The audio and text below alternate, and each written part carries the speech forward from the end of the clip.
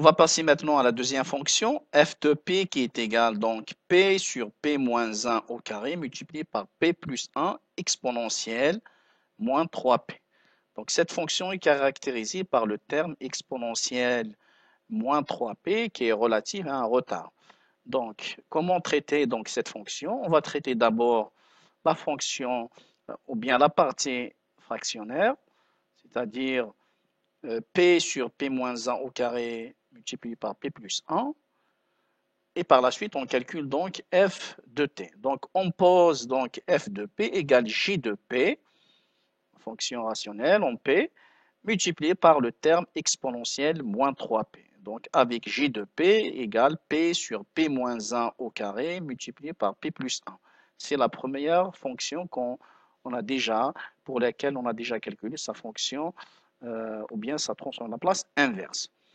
Donc, en vertu du théorème du retard, étant donné que f de p, c'est j de p multiplié par exponentielle moins 3p, alors f de t, c'est g de t moins 3, c'est-à-dire f de t égale g de t moins 3 quand t supérieur ou égal à 3, égale 0 ailleurs. C'est-à-dire g de t, f de t égale g de t moins 3, u de t moins 3. C'est juste une version, f de t est une version retardée de 3 secondes de la fonction j de t. Donc, si on représente ici la fonction j de t, donc on voit bien que la fonction j de t commence à évoluer à partir de l'instant 0. Alors la fonction f de t, qui est une version retardée de 3 secondes, aura cette forme-là. On voit bien qu'avant 3 secondes, la fonction f de t est nulle. Donc f de t est une version retardée de j de t de 3 secondes. Alors on va donc calculer d'abord j de t. Donc ici, on utilise la méthode de décomposition en éléments simples et c'est ce qu'on a fait, c'est ce qu'on vient de faire pour la première fonction f de p qu'on a déjà calculé. Donc g de t égale 1 sur 4 exponentielle t plus 1 demi t exponentielle t moins 1 sur 4 exponentielle moins t pour t supérieur ou égal à 0. Donc c'est la fonction j de t.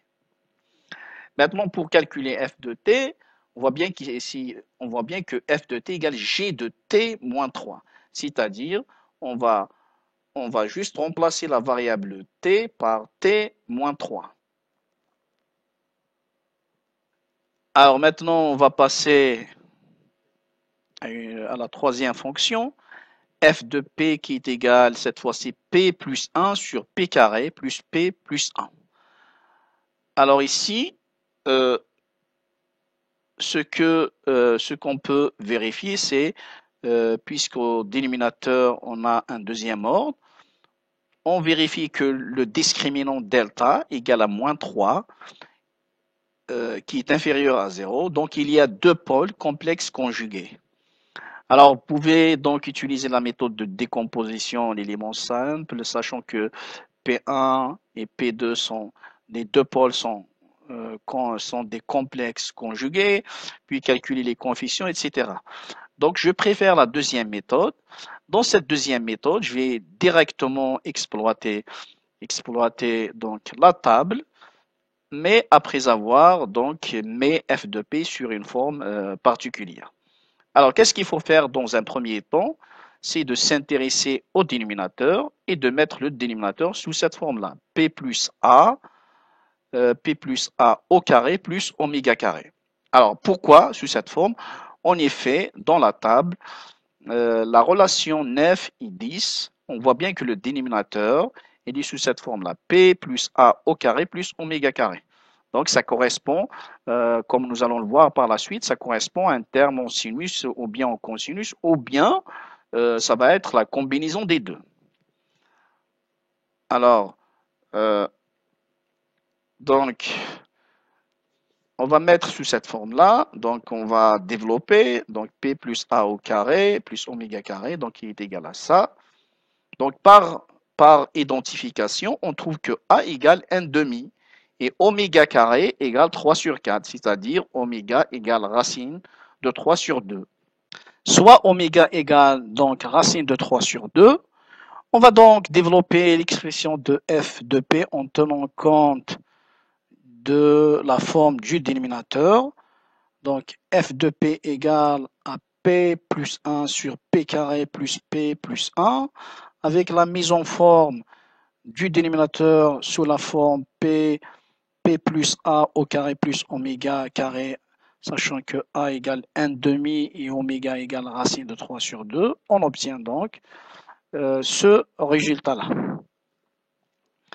Maintenant, à partir de ce résultat, il faut s'intéresser au numérateur. On voit bien que le numérateur est différent de oméga, c'est-à-dire racine de 3 sur 2. Il est également différent de p plus 1, c'est-à-dire p plus 1 demi. Donc, on essaye d'écrire p plus 1, c'est-à-dire le numérateur, comme étant une combinaison linéaire de oméga et de p plus 1, soit donc f de p égale alpha, entre parenthèses, p plus 1 demi plus bêta racine de 3 sur 2. Alors, on cherche donc les valeurs de alpha et bêta. Pour cela, on va résoudre cette équation. Donc, on voit bien ici, à partir de cette équation, que alpha égale à 1. Alpha égale à 1, étant donné ici le coefficient de P égale 1. Il nous reste donc la partie concernant bêta. On obtient donc cette équation. 1 demi plus bêta racine de 3 sur 2 égale à 1.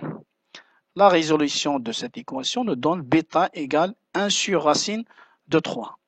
On obtient donc cette décomposition. Donc f de p égale p plus 1 demi, c'est-à-dire p plus 1, plus 1 sur racine de 3 oméga sur p plus a oméga carré plus p plus a au carré plus oméga carré.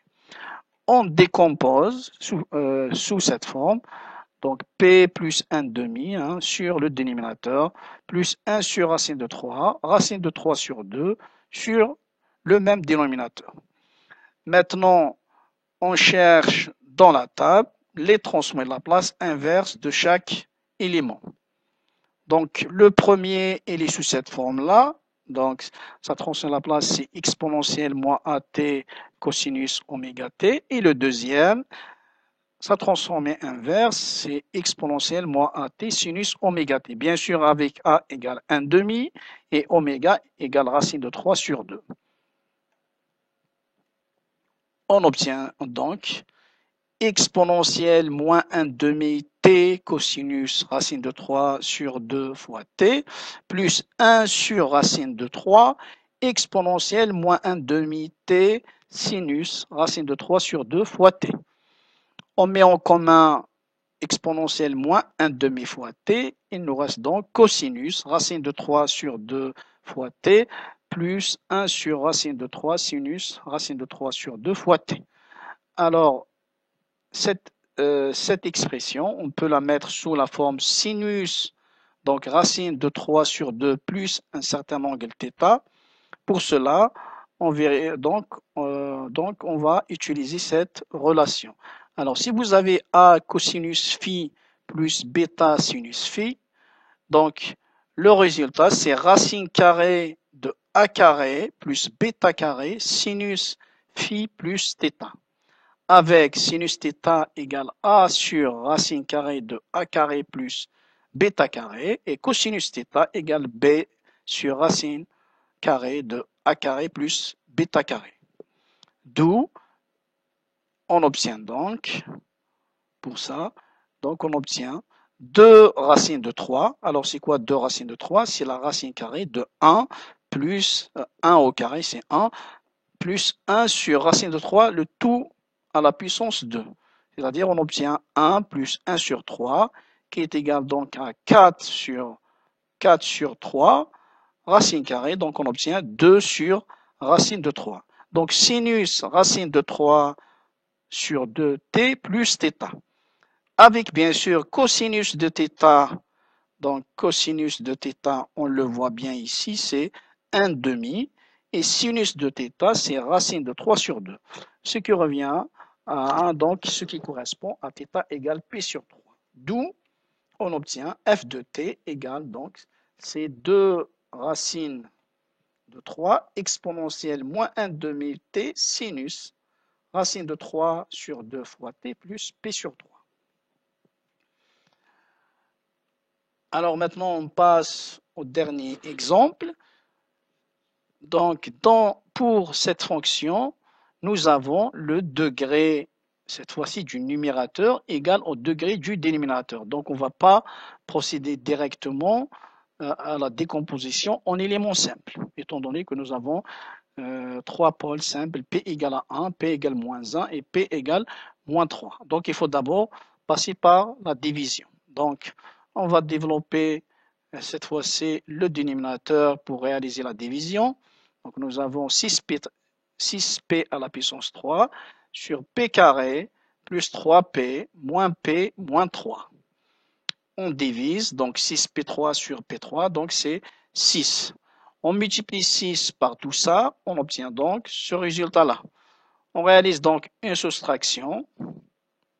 On obtient donc moins 18P carré plus 6P plus 18. On voit bien que maintenant le reste de cette division est de degré inférieur à 3, c'est-à-dire 2. Donc, f de P va s'écrire sous cette forme-là. 6 plus moins 18P carré plus 6P plus 18 sur P moins 1 fois P plus 1 fois P plus 3.